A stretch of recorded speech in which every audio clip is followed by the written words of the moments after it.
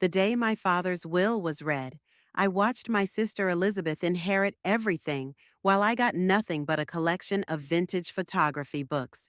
That moment changed me forever, not because of the money, but because it confirmed what I'd always suspected. I was the afterthought, the backup daughter, the one who'd never quite measured up. My name is Sophia, and I'm a graphic artist who, until 6 months ago, thought I had a normal relationship with my family. Now I'm sitting in my cramped studio apartment, staring at an eviction notice while my sister lives in our father's mansion.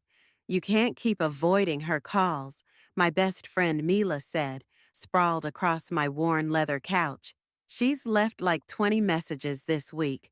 23, I corrected, clicking through another client's revision requests. And I can absolutely keep avoiding them. Soph. Don't Soph me. You weren't there when she stood in that lawyer's office, perfectly poised in her designer suit, acting all surprised and concerned. I mimicked Elizabeth's voice. Oh, Daddy must have forgotten to update it. I'm sure he meant to include you, Sophia. The buzzer rang, making me jump. Mila raised an eyebrow. If that's her, I'm not home, I said, turning back to my work. Mila got up and checked the camera. Too late, she's already coming up. What? You didn't buzz her in. No, but Mrs. Martinez from downstairs did. Your sister has that effect on people. I barely had time to close my laptop before there was a knock at the door. When I didn't move, Mila shot me a look and opened it herself. Elizabeth stood there, but not the Elizabeth I was used to seeing. Her makeup was smudged, her usually perfect hair disheveled. She wore yoga pants and a sweater. I'd never seen her in anything but tailored clothes before.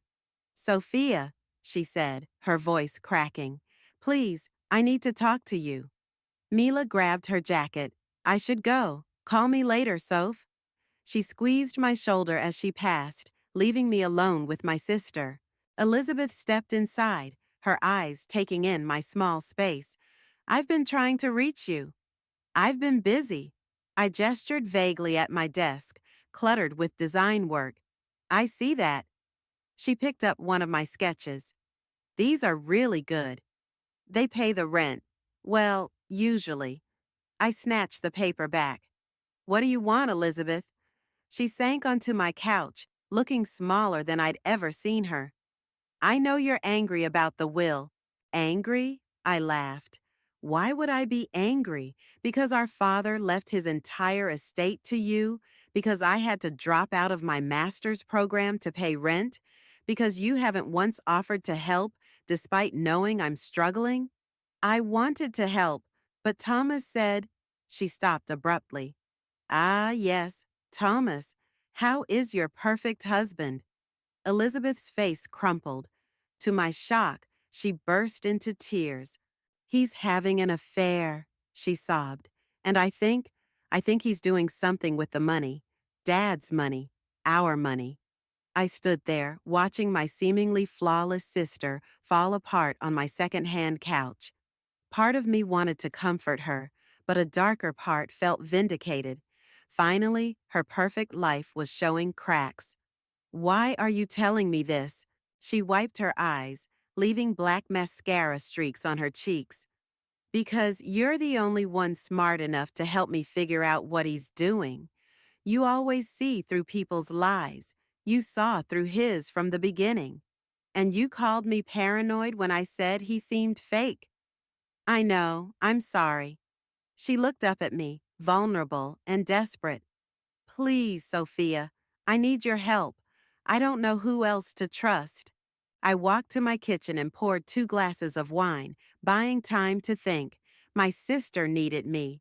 The same sister who stood by while our father cut me out of his will. The same sister who married Thomas, despite my warnings. The same sister who'd always been the favorite. The perfect one, the one who could do no wrong. But as I handed her a glass, watching her hands shake as she took it, I saw an opportunity. Not just to help her, but to finally prove I was right about Thomas. To show everyone what I was capable of. To get a little revenge of my own. Okay, I said, sitting beside her. Tell me everything. Elizabeth's relief was palpable. She started talking, spilling details about missing money and suspicious phone calls. But my mind was already racing ahead, plotting and planning. I'd help my sister, yes, but on my terms. And by the time I was done, everyone would know exactly who they'd underestimated. Sometimes karma needs a little push. I was ready to start pushing. Start from the beginning, I said, refilling Elizabeth's wine glass. When did you first notice something was wrong? My sister clutched the glass like a lifeline. 3 months ago, I found a receipt from Cartier in his jacket. I thought he was planning a surprise, but then I saw the engraving request. To my darling M. M? Marina, she's his personal trainer. Elizabeth's laugh was hollow. How cliché is that? I pulled out my laptop and opened a fresh document. What about the money? You mentioned Dad's accounts? He's been moving things around. Large transfers I never approved. When I asked, he said it was for investment opportunities, but she trailed off, twisting her wedding ring. But last week I overheard him on the phone. He was talking about offshore accounts and seemed worried about something called margin calls. Elizabeth leaned forward. What does that even mean? Before I could answer, my phone buzzed. It was Mila. Everything okay? Need backup? I texted back quickly. Come over, bring your laptop. It's happening. What are you doing? Elizabeth asked. Getting help. Mila's good with numbers and research. If Thomas is hiding money, we'll find it. 20 minutes later, Mila arrived with her laptop and a bottle of wine. She took one look at Elizabeth and whistled low. Damn, girl, you look like you've been through it. Mila, I hissed, but Elizabeth actually laughed. I probably do. I haven't slept properly in weeks. Mila sat cross-legged on the floor, opening her laptop. Okay, what do we know about this guy's finances? As Elizabeth detailed Thomas's suspicious behavior, I watched my sister carefully. The perfect mask she'd worn our whole lives was cracking, revealing something real underneath. It was unsettling. Wait, Mila interrupted. He has access to your father's business accounts? Elizabeth nodded. Dad made him CFO last year before. She glanced at me apologetically. Before he died and left everything to you. I finished flatly, including the company. Sophia, not now. I turned to Mila. Can you trace the transfers? Mila's fingers flew across her keyboard. Give me account numbers and I'll see what's public, but we might need help for the deeper stuff. I know someone, I said. Jonathan Ford. He was Dad's lawyer before Thomas convinced me to switch to his friend's firm. Elizabeth finished. God, I've been so stupid. You've been manipulated, Mila corrected. There's a difference. My phone rang, an unknown number. I almost ignored it until Elizabeth gasped. That's Tomas's private line. He never calls you. I answered on speaker. Hello? Sophia. Tomas's voice was smooth as ever. I hear you had a visitor today. Are you tracking your wife's movements now? I'm concerned about her. She's been emotional lately, imagining things. Elizabeth's face went white. I grabbed her hand before she could speak. Really? What kind of things? Oh, you know how women can be. His laugh was practiced, perfect. I'm sure she's been filling your head with all sorts of stories. I'd hate for you to get involved in something that might damage your precarious situation. My grip tightened on the phone. Is that a threat? A friendly warning. Families should support each other, don't you think? Like how I supported your father's decision about the will. The line went dead. Elizabeth burst into tears again while Mila swore colorfully. That manipulative bastard, she said. Please tell me we're taking him down. I was already dialing another number. It rang twice before a familiar voice answered. Jonathan, it's Sophia Walker. Remember how you said you owed me a favor after the logo redesign? I need it now. What's going on? I looked at Elizabeth, still crying, and Mila, already deep into her research. How much do you know about tracking hidden assets in a divorce case? There was a pause. Give me an hour. I'll bring everything we need. I hung up and sat beside Elizabeth. Hey, look at me. She raised her tear-stained face. We're going to find out what he's doing. We're going to get proof, and then we're going to destroy him so thoroughly he'll wish he'd never heard the name Walker. Why are you helping me? She whispered. After everything, because I want revenge, because I want to prove I was right, because watching you suffer is satisfying, but looking at her now, broken and scared, those answers felt hollow. Because you're my sister, I said finally, and no one gets to hurt you except me. She laughed through her tears, and for a moment, I saw the girl who used to braid my hair and read me stories. Before the competition, before Dad's favoritism, before everything went wrong. Mila cleared her throat. Hate to break up the moment, but I found something.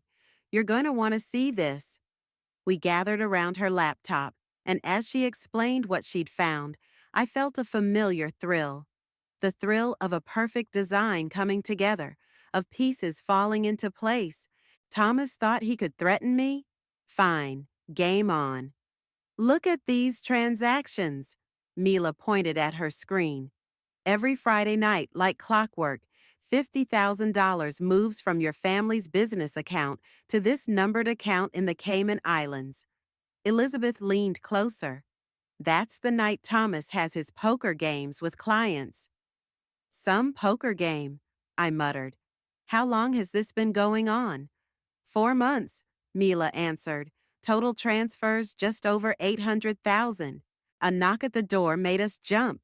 Jonathan entered carrying a briefcase and looking exactly as I remembered. Perpetually rumpled suit, kind eyes behind wire-rimmed glasses. Ladies, he said, then stopped short at the sight of Elizabeth. Oh, both Walker sisters. This should be interesting. Jonathan, Elizabeth stood. I didn't expect to see your father's former lawyer, the one Thomas insisted wasn't aggressive enough for the company's needs. He set down his briefcase. I've been waiting for this day. For the next hour, we laid out everything we'd found. Jonathan took meticulous notes, occasionally asking sharp questions that made Elizabeth flinch. The gambling isn't just poker, he said finally. These patterns suggest sports betting, high-stakes casino games. He's losing big. But he keeps telling me about all the money we're making, Elizabeth protested. Show her, Mila said quietly. I pulled up the document she'd found earlier. These are the real company financials. Compare them to what Thomas has been showing you. Elizabeth's face went from confused to horrified. He's been falsifying reports? But why would he? Because he's setting up his exit, Jonathan said. Classic pattern. Drain accounts slowly, hide assets offshore, manufacture business losses to explain the missing money. Then, when everything's in place, he leaves me with nothing, Elizabeth whispered. Not if we stop him, I said. Jonathan, what do we need? He opened his briefcase. Proof of fraud, bank records, witness statements, and most importantly, we need to catch him in the act. The anniversary dinner, Elizabeth said suddenly. Next week. He's insisted on handling all the arrangements, the guest list. He's been weird about it. Mila's fingers flew across her keyboard. Interesting. He's booked a private flight to Monaco leaving at midnight after the party. With 2 passengers, I added, reading over her shoulder. Let me guess, his trainer's been working extra hard lately? Elizabeth's face hardened. The party's at the house. Everyone will be there. Business partners, family, friends. He's planning to humiliate me in front of everyone. No, I said, an idea forming. He's planning to humiliate you, but we're going to humiliate him instead. Jonathan raised an eyebrow. What are you thinking? I grabbed my sketchbook, flipping to a clean page. The party's supposed to celebrate their 5 years of marriage, right? So we give them a celebration they'll never forget. As I outlined my plan, drawing quick diagrams, even Jonathan started to smile. It's risky, he said. If we're wrong about any of this, we're not wrong. I turned to Elizabeth.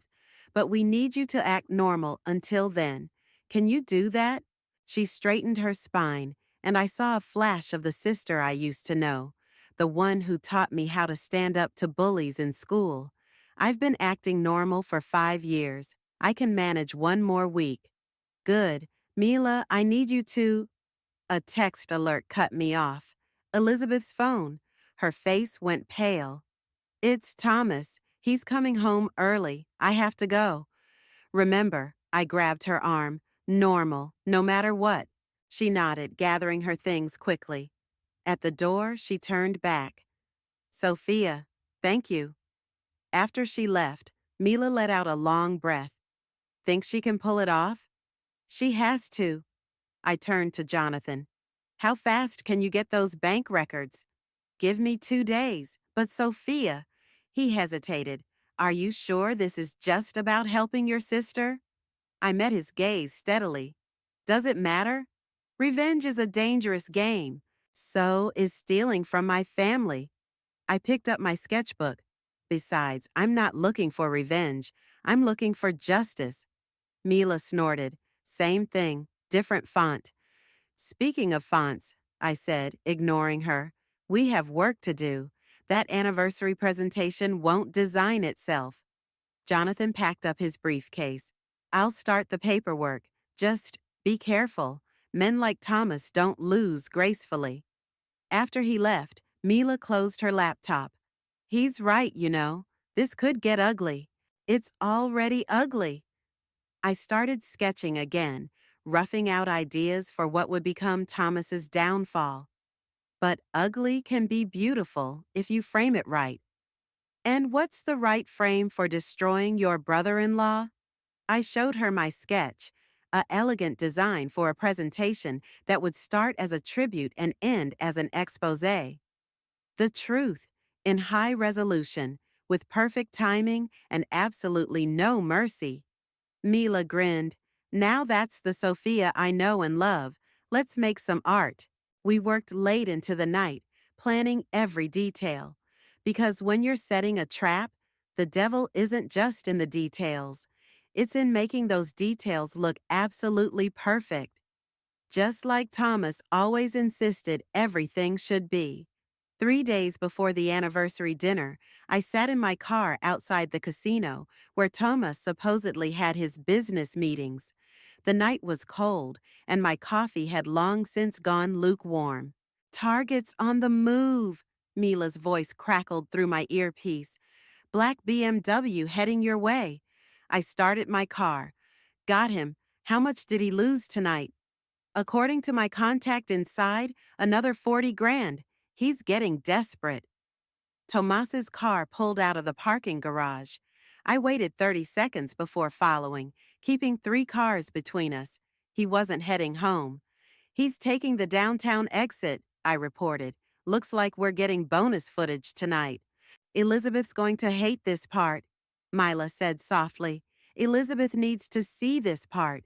I followed Thomas to a boutique hotel, watching him valet park and stride inside like he owned the place. 20 minutes later, a red Porsche pulled up, and a tall woman in workout gear stepped out.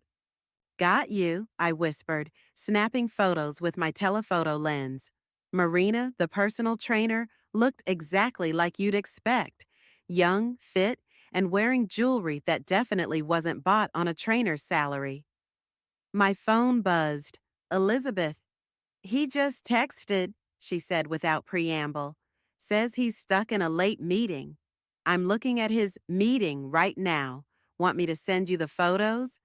No, her voice was tight. Save them for the dinner. I need to keep acting normal, remember? You're doing great. Jonathan got the last of the bank records today. And? It's worse than we thought. He's been embezzling from more than just the company accounts. He's taken personal loans in your name. Elizabeth's sharp intake of breath was the only indication of her distress. The guest list came today. He invited the bank president, our biggest investors, everyone who matters in our social circle. Perfect. The bigger the audience, the better. Sophia, she hesitated. What if this backfires? What if no one believes us? Trust me, I've designed presentations for Fortune 500 companies. This will be my masterpiece. A movement caught my eye. Tomas and Marina emerging from the hotel, looking disheveled and pleased with themselves. I have to go, meeting Mila to finish the video editing. Be careful, Elizabeth said. He asked about you today, wanted to know if we'd been talking. What did you say? That you're still not speaking to me, that you're too busy with your little design business to care about family drama. I smiled. Perfect. Keep it up. At Mila's apartment, we worked late into the night, piecing together our evidence. Security footage, bank statements, photos, and recorded conversations merged into a devastating narrative. This transition's smooth, Mila said, playing back the sequence. No one will see it coming. That's the point. Start with the happy couple, all smiles and success. Then, I snapped my fingers. Reality hits. My phone buzzed again. A text from Bo, our old family friend. Got the microphone set up in the dining room. Testing tomorrow. Bo's in position, I told Mila. Everything's falling into place. Except one thing.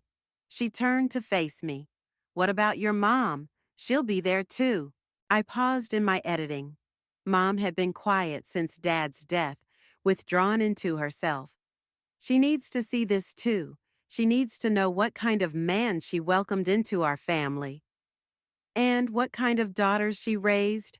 Mila raised an eyebrow. Exactly, strong ones, ones who fight back. A notification popped up on my screen, an email from Jonathan with the final documents. I opened it and whistled. Look at this. Thomas has a private account in Monaco with over 2 million in it. Must be planning quite the getaway. Not anymore, Mila grinned. Should we add this to the presentation? Save it for the finale. I checked the time, 2 a.m. We should sleep. Big day tomorrow. You mean the dinner setup? Or the dress fitting Elizabeth insisted on? I groaned. Don't remind me. She's going full society wife for this one. Wants us both in designer dresses. Well, if you're going to destroy someone publicly, might as well look fabulous doing it. As I drove home later, I passed the mansion where Elizabeth and Thomas lived, where I used to visit Dad for Sunday dinners. A light was on in the study, and I could see Thomas's silhouette, working late, probably trying to cover his tracks. My phone buzzed one last time. Elizabeth. He's nervous, keeps checking his phone. Think he suspects? No, I texted back. He's just planning his escape. Too bad we've already blocked every exit. I'm scared, she replied. Don't be. You're a walker. We don't break, we get even. I drove away, leaving Thomas to his late-night scheming. Let him think he's winning. Let him plan his grand exit. In 48 hours, his perfect world would shatter like glass, and I'd be there to capture every moment in perfect high-definition clarity. The anniversary dinner started exactly as planned. I arrived early, wearing a midnight blue dress that cost more than my monthly rent. Elizabeth's insistence. The mansion's grand foyer sparkled with champagne glasses and fake smiles. You clean up nice, Beau whispered, appearing at my elbow with 2 glasses of champagne. Everything set in the dining room. Tested the system twice. And the backup? Running through my laptop in the study. Even if he somehow kills the main presentation, we've got 3 backup routes. I sipped my champagne, watching the guests arrive. Business associates, society friends, all of them dressed to impress and ready to witness what they thought would be a celebration of perfect love. Sophia! My mother's voice made me turn. She looked elegant but tired, her smile not quite reaching her eyes. I didn't expect you to come, Elizabeth insisted. I kissed her cheek, catching a whiff of her familiar perfume. How are you holding up? Oh, you know me, taking it day by day. She squeezed my hand. It's good to see you and your sister talking again. Before I could respond, Tomas's booming voice filled the foyer. Welcome, everyone. Elizabeth and I are so grateful you could join us tonight. He stood at the top of the grand staircase, playing the perfect host. Elizabeth stood beside him, radiant in red, her smile fixed in place. Only someone who knew her well would notice her white-knuckled grip on the railing. Showtime, Beau murmured, disappearing into the crowd. Dinner was a master class in tension. I sat between Mila and an investment banker, watching Thomas work the room. He was good, charming, attentive, the very picture of a successful businessman and devoted husband. Such a lovely couple, the banker's wife sighed. 5 years and still so in love. I smiled, checking my phone under the table. A text from Jonathan. In position. Police on standby. The dining room buzzed with conversation and clinking glasses. Thomas stood to make his speech, champagne flute raised. My beautiful Elizabeth, he began, voice thick with fake emotion. 5 years ago, you made me the happiest man alive. I caught Marina's eye across the table. Yes, he'd actually invited his mistress to the dinner. She shifted uncomfortably, probably wondering why she'd been seated in direct view of the main screen. And now, Tomas continued, I have a special presentation to share with everyone, a tribute to our journey together. That was my cue. I pressed a button on my phone, and the lights dimmed slightly. The large screen behind Tomas flickered to life. It started exactly as he expected.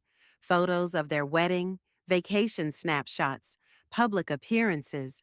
Tomas smiled confidently, probably thinking this was the presentation his assistant had prepared. Then the music changed. The happy photos dissolved into security camera footage. Thomas entering casinos, leaving hotels with Marina. Bank statements appeared, showing massive transfers, photos of offshore accounts, records of loans taken in Elizabeth's name. Thomas lunged for the remote, but Beau was faster, blocking his path. What is this? He demanded, voice cracking. Turn it off. Why? I stood, making sure my voice carried. Isn't this the journey you wanted to share? The gambling debts? The embezzlement? The carefully planned escape to Monaco? The room erupted in gasps and whispers. Elizabeth remained seated, tears rolling down her face, but her head was high. You don't know what you're talking about, Thomas snarled, but his face had gone pale. Actually, she does. Jonathan stood, holding up a folder. I have complete documentation of every fraudulent transaction, every falsified report, and every dollar you stole from the Walker family business.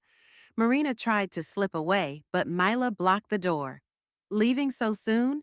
But we haven't gotten to the part about the jewelry he bought you with embezzled money. This is ridiculous. Thomas laughed desperately, turning to the guests. Elizabeth, tell them this is a mistake. Elizabeth finally stood. In the silence that followed, she removed her wedding ring and placed it on the table. The mistake, she said clearly, was trusting you.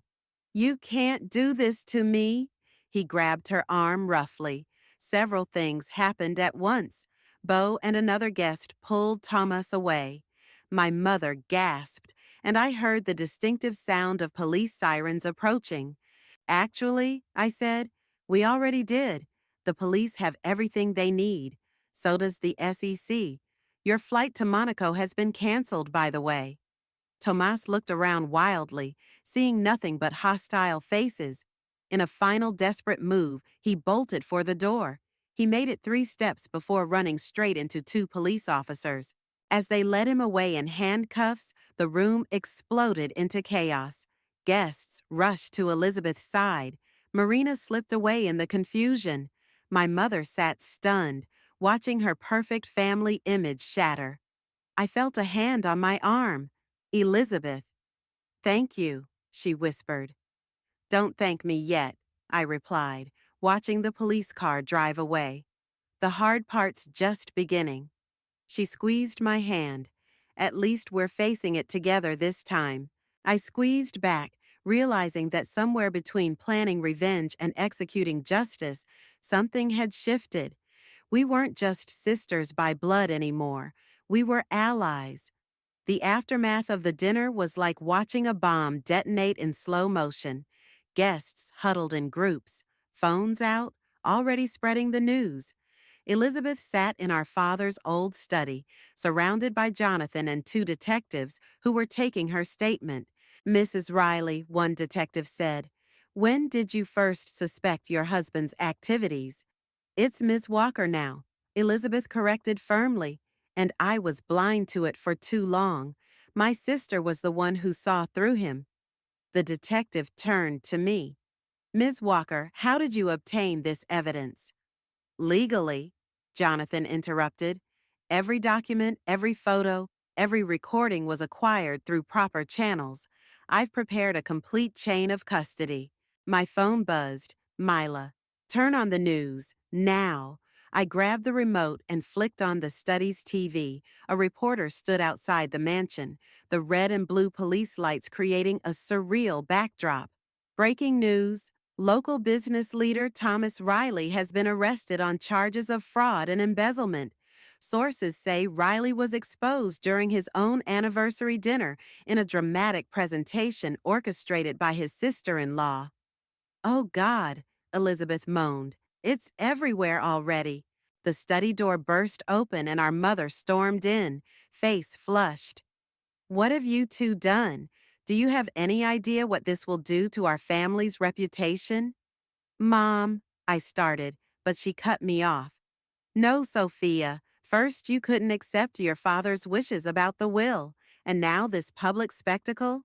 What would he say?" "He'd say good riddance," Elizabeth snapped, standing. "Dad trusted Thomas, and look what happened. He was stealing from us, Mom, from all of us. But to handle it this way, what way should we have handled it?" I demanded. "Quietly? Let him disappear with millions while Elizabeth took the blame for the company's losses?" A knock at the door interrupted us. Bo entered, looking grim. "You need to see this. The financial news is running the numbers. Thomas didn't just take from the family business. He was running a whole network of fraud."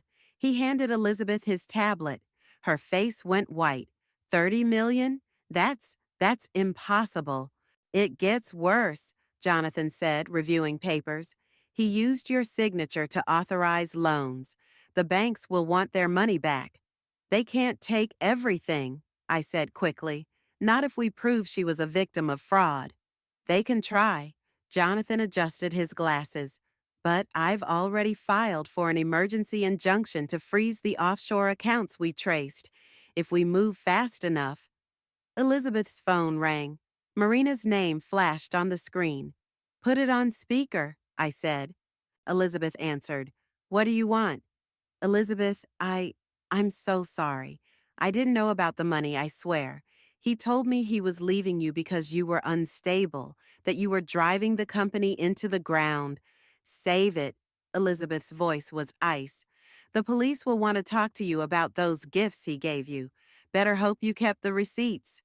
She hung up, hands shaking. "The press will want statements," Bo said gently. "We should get ahead of this." "No," our mother protested. "We need to maintain dignity. Keep this private." "Private?" I laughed. "Mom, look outside. There are 3 news vans on our lawn. Privacy isn't an option anymore." "Then what do you suggest?" she asked bitterly. "We tell the truth," Elizabeth said. "All of it. How he manipulated us. How he used Dad's death to take control. How he nearly destroyed everything our family built. And then?" Mom's voice cracked. Then we rebuild, I said. Together this time. No favorites, no perfect daughter, no family secrets. Just truth. The detectives finished their interviews and left, promising to return tomorrow. Jonathan stayed to work on emergency legal filings. Bo drafted a press statement.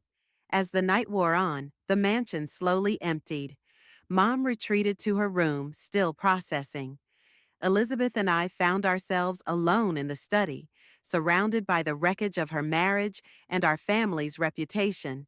I keep thinking about Dad, she said softly, about how proud he was when I married Thomas, how he thought he was securing the family's future. Dad made mistakes, I replied. We all did. I should have listened to you about Thomas from the start, and I should have been there for you instead of pulling away after the will. Elizabeth picked up a photo from Dad's desk, the four of us at her wedding, all smiles and hopes for the future. She placed it face down. What happens now? She asked. Now? I pulled out my laptop. We get to work. The company needs new branding, a fresh start, something strong but honest. You do that? Help rebuild after everything? It's not just your legacy anymore, I said. It's ours. Besides, I have some ideas I've been sitting on for years. For the first time that night, Elizabeth truly smiled. Show me. As I opened my design files, I realized something. Revenge hadn't tasted as sweet as I'd imagined. But this, sitting with my sister, planning a future together, this felt right. Sometimes justice isn't about destroying what's broken. It's about building something better from the pieces. The morning after the dinner, I woke to 37 missed calls and a text from Elizabeth. Come to the office, now. I found her in the company's main conference room, surrounded by stacks of financial documents. Mila sat nearby, typing furiously on her laptop. Have you seen this? Elizabeth thrust a newspaper at me. The headline screamed, Family Empire Rocked by Fraud, Inside the Riley Scandal. At least they used a good photo of you, I offered. This isn't funny, Sophia. The board is meeting in an hour. They want answers. Then let's give them some. I pulled out my laptop and projected my screen onto the wall. I've been working on this all night. The presentation opened with our new company logo, sleek, modern, but incorporating elements of our father's original design. We're not hiding from what happened. We're evolving from it. Elizabeth studied the design. It's perfect, but will it be enough? The conference room door opened. Jonathan entered with a woman I didn't recognize. Ladies, meet Sarah from the FBI's Financial Crimes Unit. She has some interesting news about your husband's associates. Sarah placed a thick folder on the table. We've uncovered a larger conspiracy. Mr. Riley wasn't working alone. Several board members were involved in the scheme. Which ones? Elizabeth demanded. The ones who've been calling for an emergency vote to remove you as CEO, Jonathan said grimly. Mila looked up from her laptop. That explains the emails I found. They're trying to force a sale before their involvement comes out. The room fell silent as we absorbed this.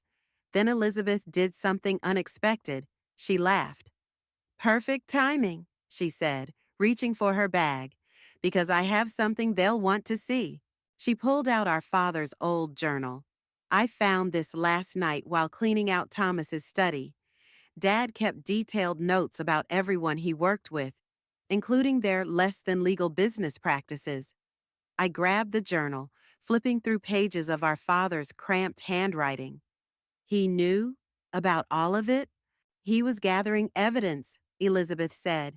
That's why She paused, looking at me. That's why he changed his will. He was protecting the company's assets by keeping them separate. The realization hit me like a punch. He wasn't favoring you. He was using you as a shield. And it worked, Jonathan added, because the money was in Elizabeth's name personally, not the company's. Thomas couldn't access all of it. He could only steal what went through corporate accounts. Sarah checked her watch. The board meeting starts in 20 minutes. How do you want to handle this? Elizabeth stood, smoothing her skirt. We go in there and take back our company. She turned to me. Together? The boardroom was tense when we entered. 12 faces turned to watch us, some concerned, some hostile. Before we begin, Elizabeth announced, I'd like to introduce our new creative director, Sophia Walker. Murmurs of surprise rippled through the room. I stepped forward, clicking my presentation to life on the large screen. Let's talk about the future of this company, I said. But first, let's address the corruption in this room. Sarah moved to block the door as several board members shifted nervously. For the next hour, we laid out everything. The evidence from Dad's journal, the FBI investigation, the traced accounts. With each revelation, another board member's face went pale. You have two options, Elizabeth concluded. Resign now and cooperate with the investigation, or face criminal charges. You can't prove anything, one man blustered. I clicked to the next slide. Emails, bank transfers, photos of secret meetings. Actually, we can prove everything. By the end of the day, 7 board members had resigned. The remaining 5 voted unanimously to support Elizabeth's leadership and the company's new direction.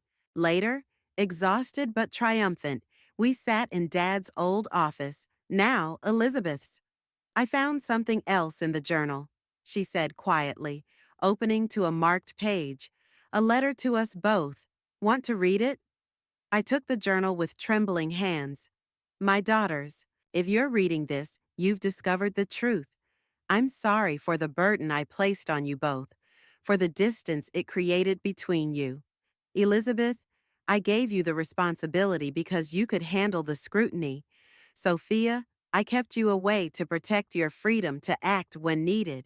Together, you're stronger than any force trying to tear our family apart.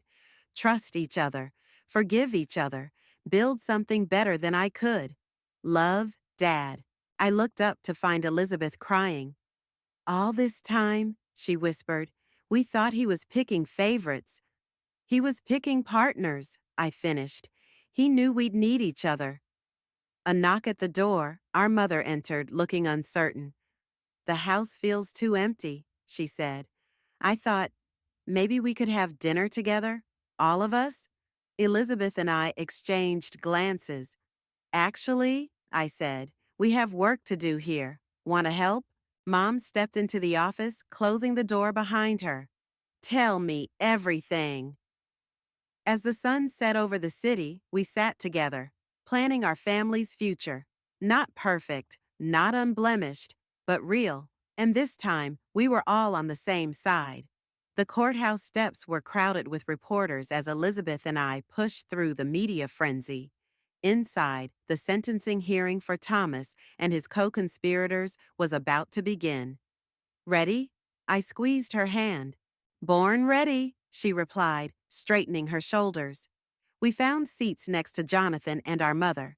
Mila slipped in moments later, laptop tucked under her arm. Final tally on recovered assets, she whispered. 26 million. The forensic accountants found everything except what he lost gambling.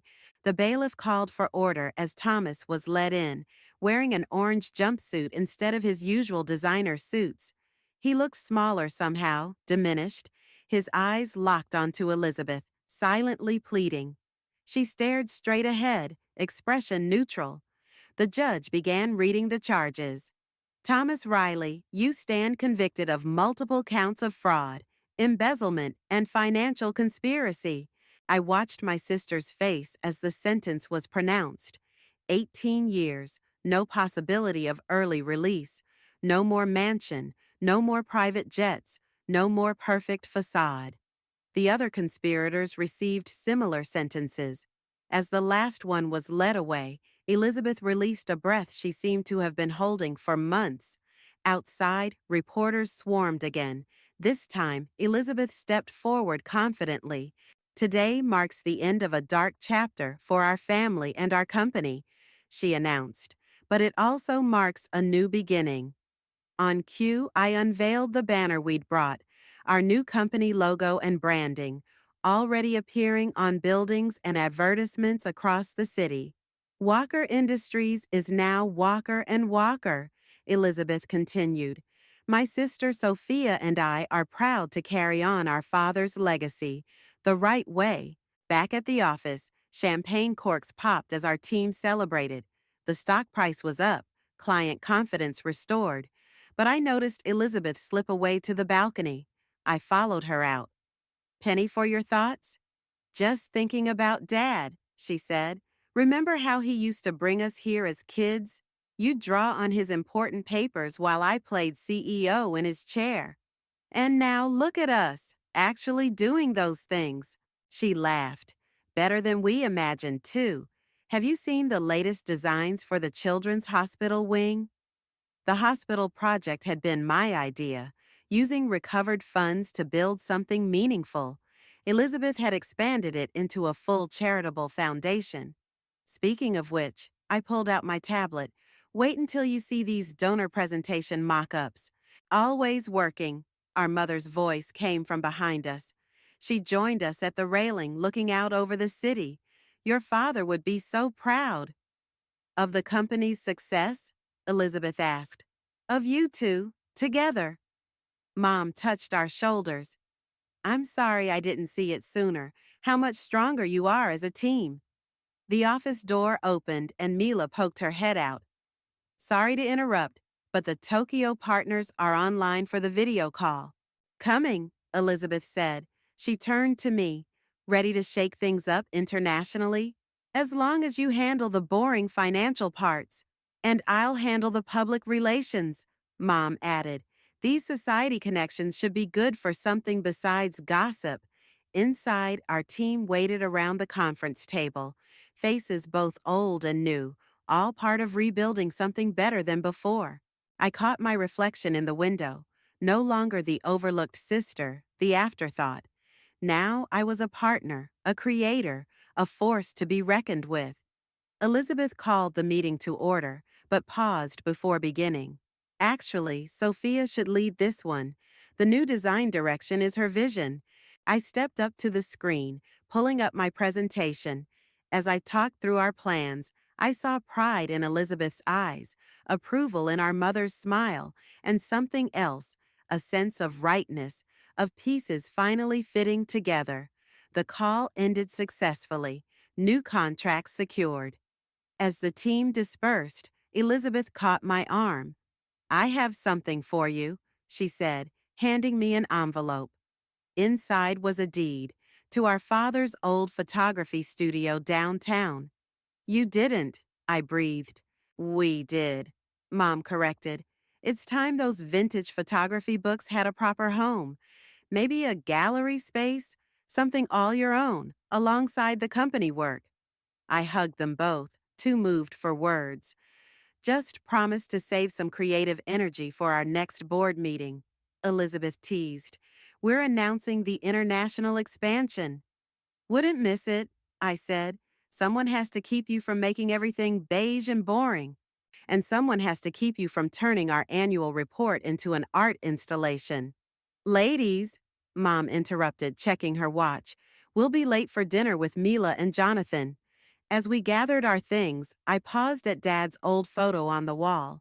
We'd kept it, but added new ones beside it. Elizabeth and me at the company relaunch, Mom at the foundation opening, our whole team celebrating our first successful quarter. A family legacy, but not the one anyone expected. Something harder won, more honest, and infinitely more valuable. Coming? Elizabeth called. I turned away from the photos. Right behind you, always. And I was, finally, perfectly, exactly where I belonged.